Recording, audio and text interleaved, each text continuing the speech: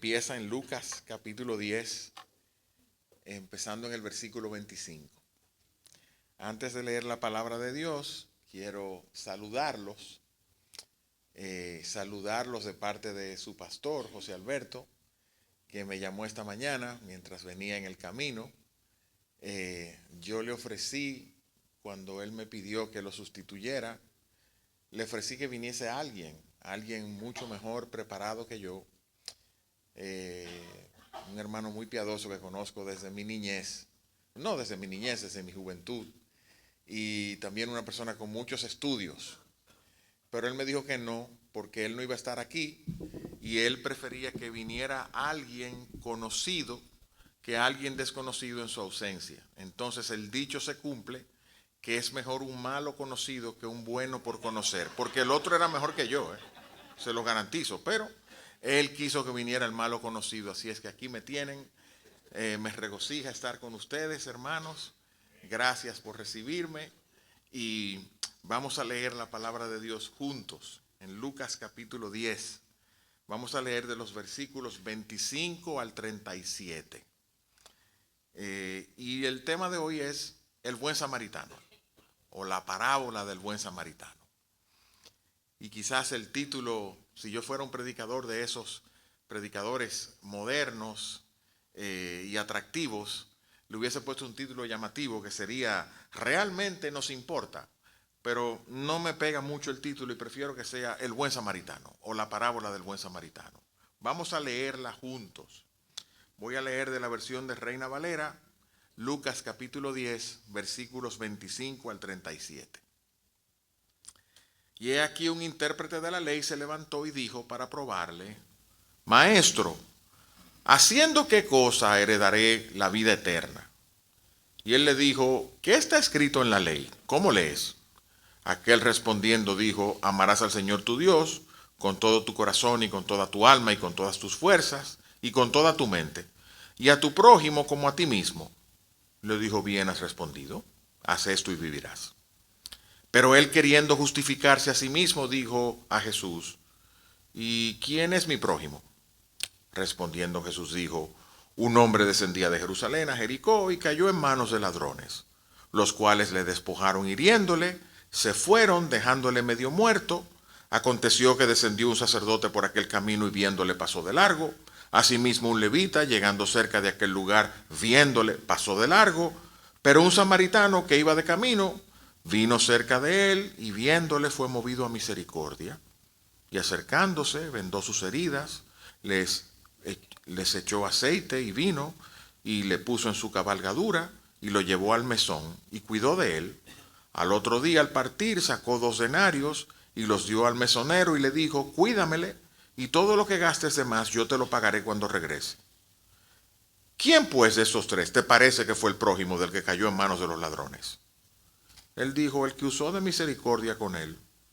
Entonces Jesús les dijo: ve y haz tú lo mismo. Y así dice la palabra de Dios. Estoy poniendo el cronómetro para que no me hagan lo que le hicieron al pastor y mi amado Otto Sánchez la última vez que yo estuve aquí, que le tocaron el piano para que acabara. Así que puse el cronómetro para que no me toquen como la trompeta de Don Francisco, ¿se acuerdan? Bueno, aquí está. Este pasaje de hoy vino a mi mente porque hace un par de semanas yo estaba visitando la ciudad de Nueva York, donde nací y donde llevé a mi esposa a ver un juego de los Miami Heat contra los Knicks. Y en ese paseo, que fue de un fin de semana, tuve 3 oportunidades de hacer misericordia con personas en necesidad, 3 o 4. La primera fue cuando salimos de la parada del tren, dirigirnos correctamente hacia el hotel donde íbamos, y vino una persona harapienta, maloliente, olía a marihuana, mal vestido, mal peinado, mal afeitado, un homeless. Y me ayudó, me dijo: mira, sal por aquí, sigue derecho. Y cuando yo me iba, me dijo: ¿tienes algo que darme? Y cuando saqué la cartera, como es usual en mí, no tenía dinero. Y le dije: ay, perdóname, no tengo nada que darte. Después conseguí dinero, fui al teller, saqué un poco de dinero. Habían unos personas ahí en la calle haciendo de esos shows que se hacen en la calle, y vino uno y me pidió y como que me manipuló y me vendió y me sentí ahí en público, pero dame algo, y saqué 5 pesos, pero el tipo no me engañó, pero me manipuló. Yo no me sentí muy contento de esos 5 pesos que le di. Y después, en 2 o 3 ocasiones más, mientras iba caminando, veía personas homeless tirados en la calle, durmiendo en el frío, pero yo no hice absolutamente nada por ellos. Y me acordé del levita y del sacerdote que, viendo a un hombre en necesidad, simplemente pasaron de largo. Y yo hice exactamente lo mismo. O sea que en el examen de las buenas obras y en el examen del predicador que está caminando por New York y debería ser un ejemplo del evangelio, yo saqué una F, saqué un 0 y me quemé. Porque no hice lo que tenía que hacer. Pero después me vino el evangelio a la mente. Y el evangelio es: por gracia sois salvos por medio de la fe. Y esto no de vosotros, y no es por obras, para que nadie se gloríe. Y dije, bueno, al menos mi salvación no está colgada de que yo fallé tan terriblemente en hacer misericordia en este viaje a Nueva York. Pero también me vino a la mente el versículo 10, después de esos versículos que cité de Efesios. Dice que hemos sido creados para buenas obras, que Dios preparó de antemano para que anduviésemos en ellas.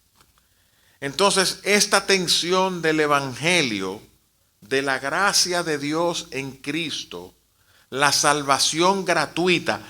Hay personas visitando, me imagino, hay personas que a lo mejor no conocen el evangelio. Una de las cosas más difíciles de asimilar del evangelio es entender que la salvación es un regalo.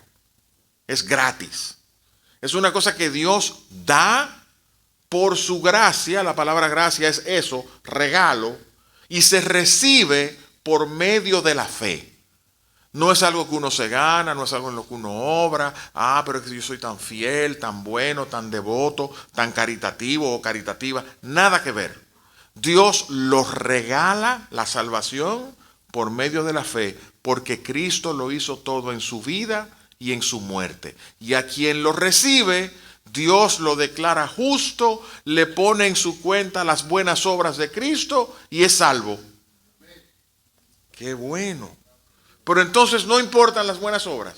Bueno, sí importan, porque Santiago 2 dice: muéstrame tu fe sin tus obras y yo te voy a mostrar mi fe por mis obras. De modo que Dios salva gratuitamente por medio de la fe en Cristo, pero esos que son salvos, Dios les pone un camino de buenas obras que Dios mismo preparó para que anduviésemos en ese camino. Y a la luz de esa tensión de que obviamente la salvación es gratis y de que al mismo tiempo la salvación viene con obras que Dios prepara, no es nuestro buen corazón, es Dios que lo prepara todo. Realmente nos importa nuestro prójimo. Vino un escriba y le pregunta a Jesús: Maestro, ¿qué haré para heredar la vida eterna? Esa es una pregunta trascendental. Esa es una pregunta existencial. De hecho, varias personas hacen esa pregunta en el Nuevo Testamento. Hubo un joven rico, que no era este, que se acercó a Jesús y le dijo: Maestro bueno, ¿qué haré para heredar la vida eterna? Hay un carcelero en Filipos que ve a Pablo y a Silas cantando himnos por predicar el evangelio después de ser azotados. Y cuando Dios milagrosamente abre la cárcel, este hombre aterrado les pregunta: señores, ¿qué haré para ser salvo? Es una pregunta trascendental, es una pregunta existencial, porque al final del día uno anda buscando esa respuesta a ¿qué hay más allá de esta vida? Cuando una persona es joven está llena de sueños y de ilusiones.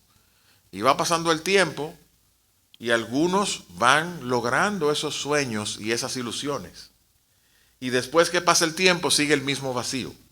Porque han escuchado que hay un hueco dentro del alma de las personas que tiene el tamaño y la forma de Dios. Y solo Dios puede llenar ese hueco. No hay nada material, ni emocional, ni físico, ni espiritual, ni moral, ni de ninguna índole que llene el vacío en el rompecabezas que solamente lo puede llenar la pieza de Dios. Estoy usando una ilustración, por supuesto. Este hombre quiso saber qué haré para heredar la vida eterna. ¿Cuál es el propósito de mi existencia? Salomón dice en Eclesiastés que Dios puso eternidad en el corazón de todos los hombres. Sin embargo, no logramos alcanzar el fin para el que estamos hechos. Anhelamos saber qué propósito tiene esta vida. Señor, ¿qué haré para heredar la vida eterna? Y Jesús le dice, ¿qué está escrito en la ley? ¿Cómo lees? Y uno de los niños dijo hoy ese versículo. Amarás al Señor tu Dios con todo tu corazón, con toda tu alma, con toda tu mente, con todas tus fuerzas y al prójimo como a ti mismo. Qué curioso que cuando el joven rico y cuando este escriba le preguntaron a Jesús, ¿qué haré para heredar la vida eterna? Jesús no les dijo, cree en mí, que yo soy la resurrección y la vida. Jesús dijo eso en Juan capítulo 11, en la tumba de Lázaro. Yo soy la resurrección y la vida, dijo él. Todo aquel que vive y cree en mí no morirá eternamente. Y el que cree en mí, aunque esté muerto, vivirá. Sin embargo, a estos dos conocedores de la ley les dijo, ¿qué dice la ley? Que ames al Señor tu Dios con todo tu corazón, con toda tu alma y con toda tu mente, y al prójimo como a ti mismo. ¿Por qué? Porque la ley es la llave que abre al Evangelio. La ley muestra la justicia de Dios. De hecho, ese es el tema del apóstol Pablo en Romanos capítulo 3. La justicia de Dios se hace manifiesta, se hace evidente en la ley predicada o explicada por los profetas. ¿Quién es Dios? Alguien que dice, no tendrás dioses ajenos delante de mí. ¿Quién es Dios? Alguien que dice, no te postres ante ninguna imagen, ni arriba en los cielos, ni en la tierra, ni debajo de la tierra, no las honres, no las veneres, porque tú nunca viste ninguna imagen sobre quién soy yo. Dios es espíritu, no tiene cuerpo, no tiene una forma visible. Nosotros no podemos adorar nada que sea una imagen. Ese es Dios. Un Dios que dice, no tomes mi nombre en vano, porque no tomará Dios por inocente al que tome su nombre en vano. Dios que dice, acuérdate del día de reposo para santificarlo. En 6 días Dios creó los cielos y la tierra. El 7º día descansó para dejarnos un ejemplo de que hay un día que lo separamos para Él. Él quiere ser adorado y recordado con nuestro reposo físico y espiritual. Honra a tu padre y a tu madre. No asesines a tu prójimo. No cometas adulterio, no digas falso testimonio en contra de tu prójimo, no te robes lo que no es tuyo y no envidies ni codicies las cosas de tu prójimo. Ese es Dios. Y la ley revela el carácter y la justicia de Dios. ¿Cuál es el problema? Que no podemos cumplirla. Entonces, yo no mato ni robo, seguro, y tú honras a tu padre y a tu madre. ¿Has mentido alguna vez? Nunca, ya dijiste una. Imposible cumplir la ley. Por eso Pablo dice, la justicia de Dios se manifiesta en la ley. Pero aparte de la ley, la justicia de Dios se manifiesta por la fe en Jesucristo a todos los que creen, por cuanto todos pecaron, pero son justificados gratuitamente por la fe en Cristo. Por eso al joven rico, cuando él le dice, Señor, ¿qué haré para heredar la vida eterna? O a este escriba, que era un experto en la ley, él le dijo, ¿qué dice la ley? que ames al Señor tu Dios con todo tu corazón y haz eso y vivirás. Efectivamente, Levítico 18 decía eso. Guarda mis mandamientos, ponlos por obra, el que hiciere estas cosas vivirá por ellas. Y Jesús dijo, yo no vine a abrogar la ley y los profetas. Cuidado. Y entonces dice, no, pero ya Jesús abrogó la ley. Ya podemos vivir como el chivo sin ley. No, Jesús no dijo eso. Jesús dijo, yo vine a cumplirla. Hasta que pasen el cielo y la tierra, ni una jota, ni una tilde de la ley pasarán.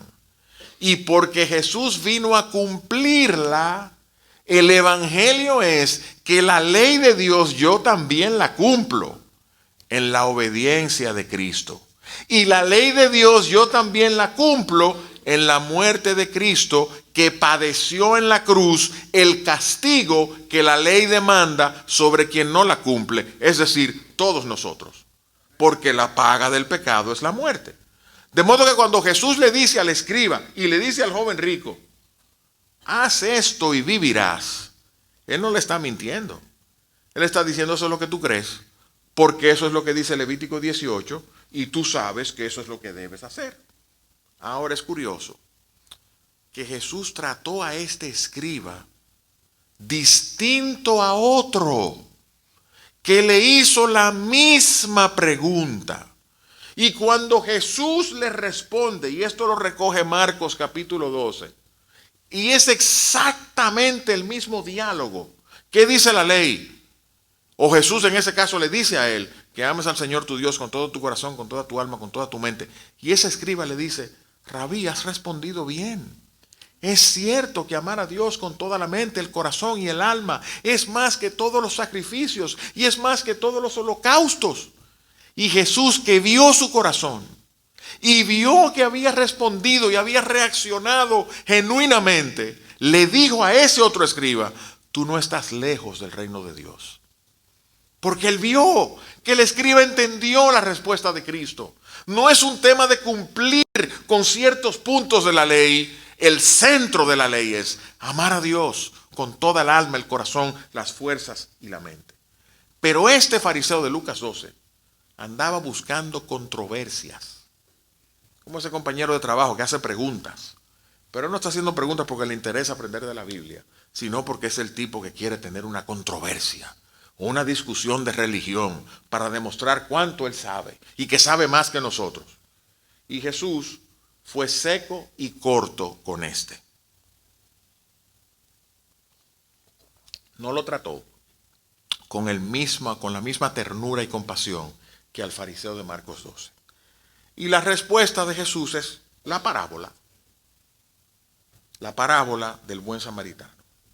Porque cuando Jesús le dice, ama a Dios con todo tu corazón y con toda tu alma, y al prójimo como a ti mismo, él preguntó, ¿y quién es mi prójimo? ¿Por qué él preguntó quién es mi prójimo? Porque los judíos, por cierto, igual que nosotros, quizás ustedes no, igual que yo, eran sectarios. Oh, pastor, ¿usted es sectario? Sí, muchísimo. Ellos amaban solamente a los que los amaban. Ellos compartían solamente con quienes les podían devolver. Ellos trataban bien a los que los trataban bien. Cuando alguien los cruzaba en la carretera y cometía una imprudencia, como yo, y tal vez como ustedes, porque es difícil amar al que nos hace mal. Es difícil amar al que es nuestro enemigo. Es difícil pagar mal con bien. Es difícil orar por el que nos ultraja y nos persigue. El viernes o el jueves de la semana pasada, alguien me mandó un correo cortante en el trabajo. Cortante, sin razón. Y yo nada más les dije, ok, no, me pasé de ahí. Pero cuando mandé el ok, de verdad me puse de rodillas, no literalmente, y le dije al Señor, Señor, ¿por qué? O sea, ¿por qué esa persona me mandó ese correo? Yo no le hice nada. Y fue como si llevara mi queja delante de Dios. Y me fue hasta difícil decirle a Dios, bendícelo. Mi corazón era, ojalá y lo voten. Claro, no, que no le pase. Porque es difícil amar a quienes nos aman. Como Jesús sabía que así era el fariseo, él le dijo, tu prójimo, mira esta parábola. Y le cuenta la parábola del buen samaritano. Porque nosotros pensamos que el mandamiento de amar al prójimo como a nosotros mismos es algo nuevo del Nuevo Testamento, que Jesús lo dio. No. Levítico 19, 33 y 34 dice lo siguiente. Tratarás al extranjero que resida contigo como un nativo entre ustedes. Y lo amarás como a ti mismo, porque ustedes fueron extranjeros en la tierra de Egipto. Jesús le está citando al escriba la ley que él pretendía guardar perfectamente. Y Jesús quiere probarle que ni él ni nadie cumple la ley. No es que yo no solamente no puedo amar a Dios sobre todas las cosas, es que tampoco yo puedo amar a mi prójimo como a mí mismo.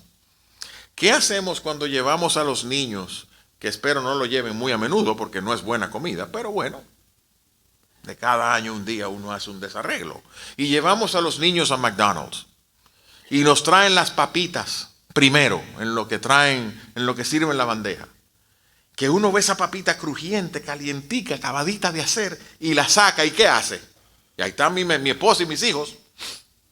Toma, mi amor, toma, mi hijo. No. Porque no amamos a nadie como nos amamos a nosotros mismos.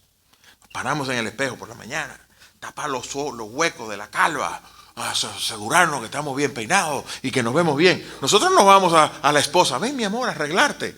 No, porque cuidamos de nosotros mismos y nos sentimos el centro del universo, porque nos amamos a nosotros mismos. Por eso Jesús dice, si alguno quiere ser mi discípulo, niéguese a sí mismo, tome su cruz y sígame. Porque el que quiera ganar su vida la perderá, pero el que la pierda por causa mía y del evangelio la hallará. Este negocio es completamente al revés a lo que naturalmente somos. Y mientras más uno lo entiende, uno más se complica. Dice, oye, la verdad que yo no puedo cumplir con esto. No, es que ese es el punto del Señor con el escriba. Es hacerlo ver. La ley es perfecta. Es la justicia de Dios. ¿Quieres tener vida eterna? Cúmplela.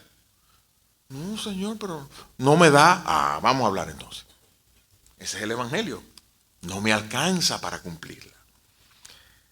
Es curioso que en la parábola Jesús dice, un hombre descendía de Jerusalén a Jericó y fue asaltado. Lo dejaron desnudo y tirado en el camino. Jesús no hizo ninguna explicación sobre la injusticia social que causó que hubiesen ladrones. Jesús no hizo ninguna explicación sobre cómo es posible que Dios permita que ese infeliz que venía de Jerusalén adorando a su pueblo lo asaltaran. Ninguna explicación. Jesús da el pecado por sentado.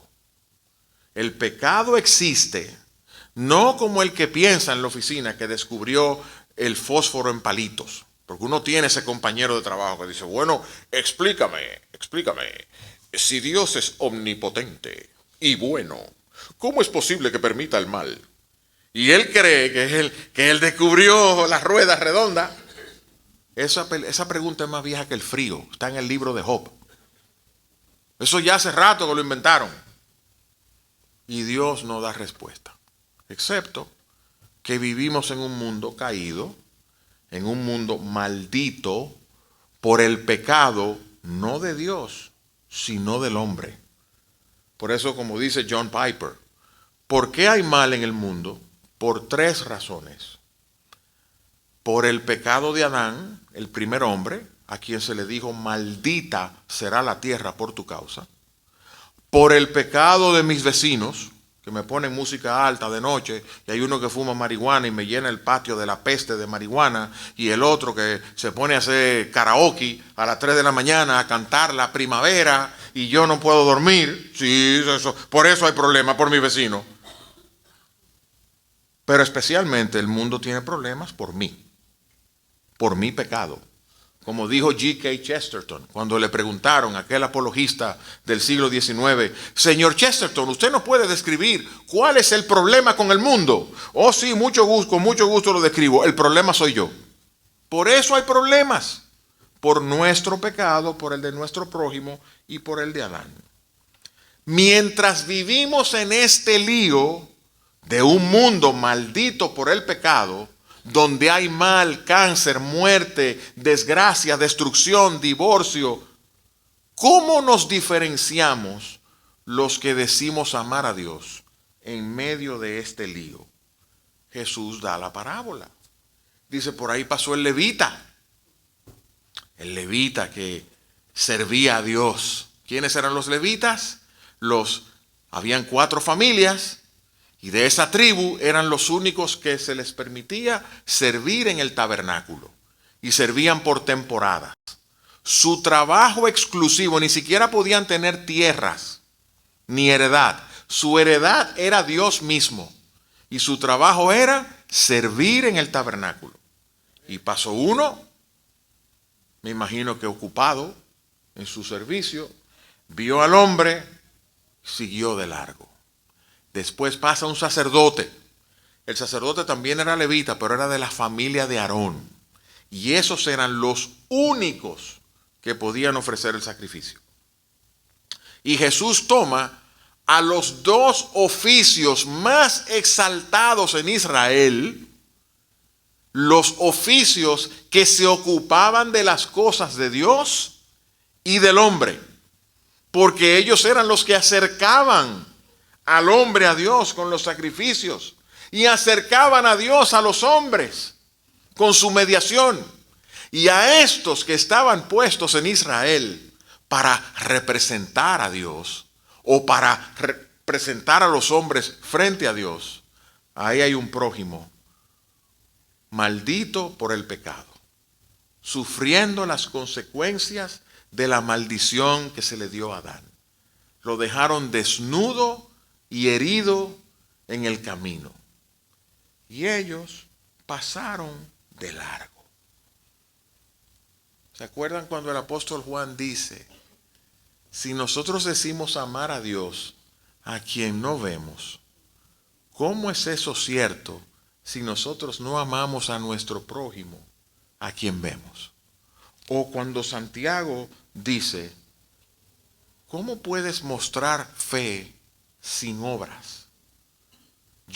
Muéstrame tu fe sin tus obras. Yo te voy a mostrar la mía por medio de mis obras. Es el mismo estándar. O cuando Santiago dice, ¿cómo puedes cantar alabanzas a Dios? Y con la misma lengua que le cantas alabanzas a Dios, hablas mal o maldices a tu prójimo. ¿Cómo puede una misma fuente echar agua dulce y amarga a la vez? Esa es la dicotomía y la tensión y la paradoja que presentamos los que somos cristianos. Y Jesús presenta este contraste con un samaritano. Voy a decir algo ahora. Yo sé que aquí hay muchos puertorriqueños, pero hay muchos dominicanos. Y yo también soy dominicano. Y aquí le voy a pisar un callo a los dominicanos. No se pongan bravos. Yo vengo de ahí también. Pero le voy a pisar un callo. Un samaritano era el equivalente a un haitiano para nosotros. Quizás le piso un callo a los puertorriqueños. Un samaritano era el equivalente a un mojadito dominicano que cruza en Yola. Y Jesús toma al despreciado. Jesús toma al que nuestro racismo clasista se levanta. Porque yo siempre digo, si en Haití hubieran suizos o alemanes, estuviéramos locos, porque no, vengan, adelante, mézclense con nosotros para mejorar la raza. Estoy pisando callo, yo lo sé, pero eso es lo que es saber. porque ese mal está en nuestro corazón. ¿O ustedes piensan que el racismo es algo de los americanos solamente en Estados Unidos? No, hombre, si Aarón y María mostraron su racismo cuando Moisés se casó con una mujer negra africana y Dios tuvo que dejar a María leprosa. Eso es viejo, eso no es de ahora.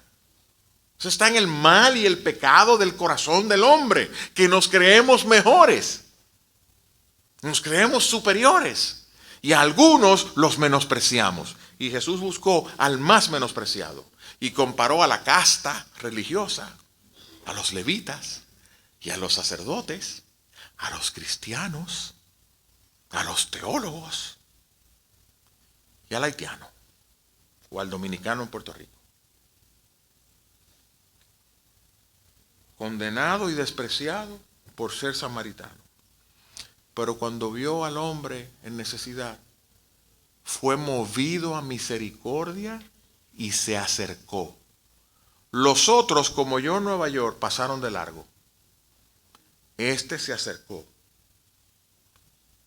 Pasó de la compasión a la acción, porque para ser justos, a mí me dio pena. Ay, pero así, no. El samaritano dijo, amigo, y se agachó y fue a su burro y sacó aceite y vendó sus heridas. Me imagino, estaba desnudo. Es una parábola, es una historia imaginaria. Sacó su manta y lo cubrió y lo subió en el burro y se lo llevó a un hotel. Le dijo al del hotel, mira, cuídamelo, que me encontré a este hombre tirado en el camino. Toma 2 denarios, que con eso te da para un buen tiempo. Un denario es el salario de un día. Con 2 denarios cubría varias noches. Y si tú lo gastas, tranquilo, que yo vuelvo y te pago lo que faltó. Tomó acción. Y Jesús confronta al escriba con una pregunta para conmoverlo. Porque él acaba la parábola. Y ahora la entendimos la parábola, ¿verdad? Porque ahora hablamos en el idioma nuestro. Samaritano, así, un samaritano. La palabra samaritano significa, no. Esto es el haitiano. ¿Quién te parece que fue el prójimo? Y este escriba era tan soberbio. Cuando yo hablo de él, hablo de mí. Dios sabe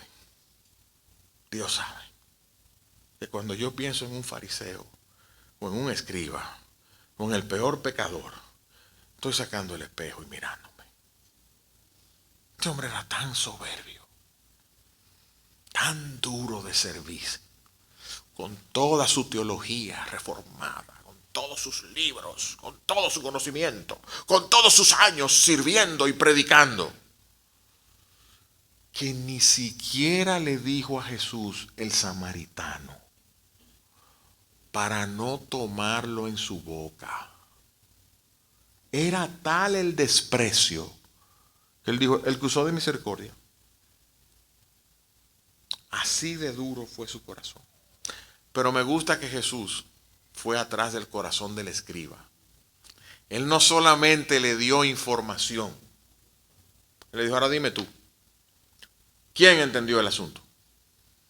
¿Quién fue el que amó al prójimo? Porque muchas veces nosotros explicamos muy bien el evangelio, explicamos muy bien lo que creemos, pero no vamos detrás del corazón de la persona. ¿Y tú? ¿Qué crees tú? ¿Qué piensas hacer con esta información? ¿Llenarte la cabeza de geografía, historia bíblica y de la cultura bíblica? ¿O vas a entender que Jesús está lidiando con un alma eterna y con su corazón para llevarlo a entender su quebrantamiento espiritual? Pero ante tal santurronería del escriba que ni siquiera quiso tomar el nombre del samaritano en su boca, Jesús le dijo, pues entonces veías tú lo mismo. No mercy. Sin misericordia. ¿Uso de misericordia? Bueno, haz lo mismo y heredarás el reino de Dios. Porque hay personas que son tan soberbias que uno simplemente les responde secamente y que Dios se apiade.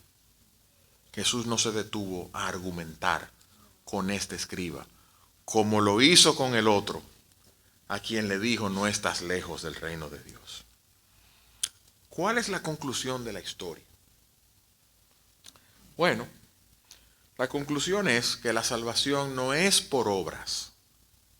Y por favor, si alguien no entendió el negocio que les expliqué, déjenme reiterarlo.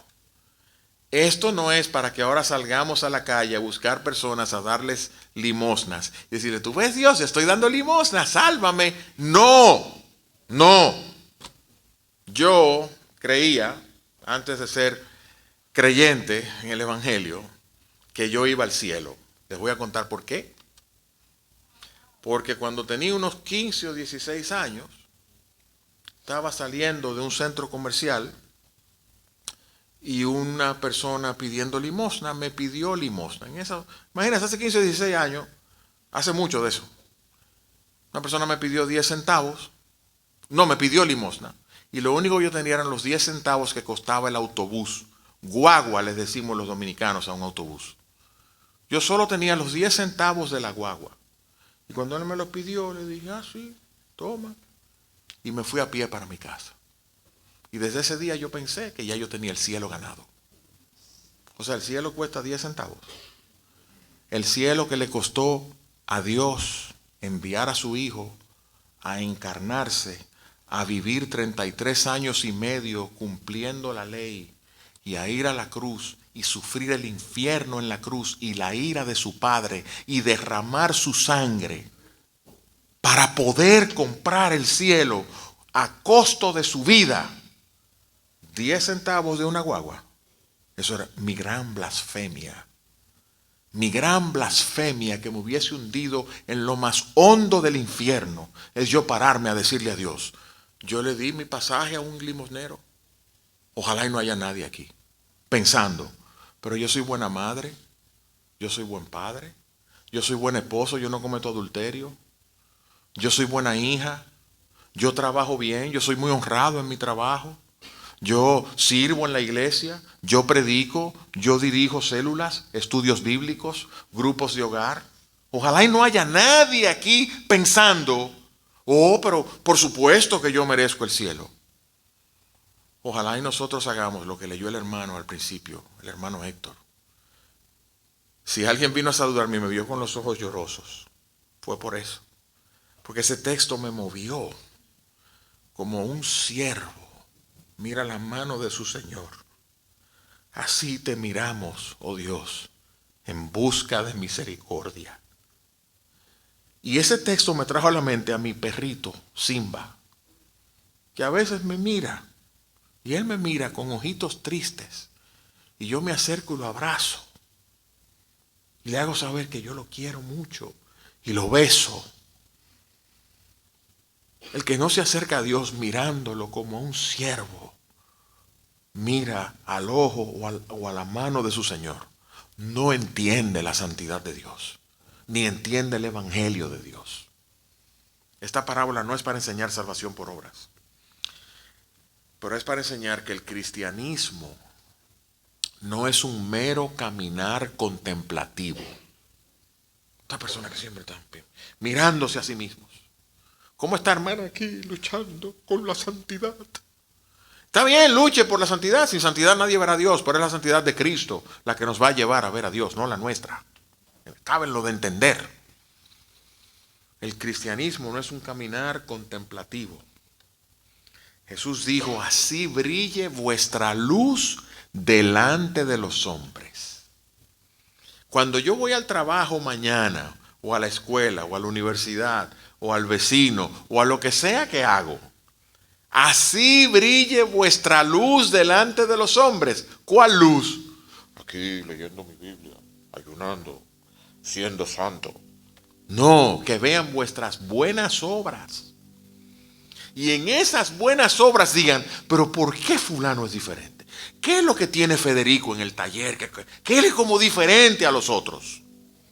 Que vean vuestras buenas obras y así glorifiquen a vuestro Padre que está en los cielos.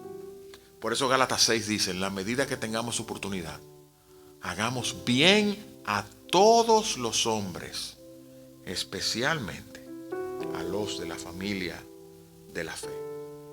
Pero hay una corrientica que va debajo de la parábola y no me voy sin decirla, aunque me toquen la trompeta de Don Francisco. Hay una corriente que va debajo de la parábola. No se ve, como un río de esos que parecen un laguito, pero llevan la corriente debajo. Un despreciado mostró compasión a su enemigo, porque el samaritano era enemigo del judío, que venía de Jerusalén a Jericó. Y el despreciado se acercó en compasión. El despreciado se acercó al herido. Y ese rescatista gastó de sus recursos y de sus bienes para sanar al que estaba herido. Y ese rescatista le confió al herido a un guardián de una posada y le dijo, yo volveré. ¿A quién le suena eso? Al mismo Cristo. Si uno mira la parábola de lejos, el samaritano fue el Hijo de Dios que descendió desde los cielos, se despojó a sí mismo, dejando su trono en la gloria, tomó la forma de un siervo, se humilló hasta la muerte, muerte de cruz, para rescatarnos a nosotros, las víctimas de la maldad y de la maldición del pecado. Y el rescatista lo dio todo por salvar a sus enemigos. La parábola no es un llamado moralista a hacer buenas obras. La parábola es un llamado a despojarnos de nuestra propia justicia y confiar en la justicia del que nos rescató. Padre, bendice tu palabra y utilízala para tus propósitos y para tu gloria. Gracias por nuestro Salvador, Jesús, quien nos libró de la ira venidera, quien nos libró de la condenación y de la maldición del pecado. En su nombre te oramos. Amén.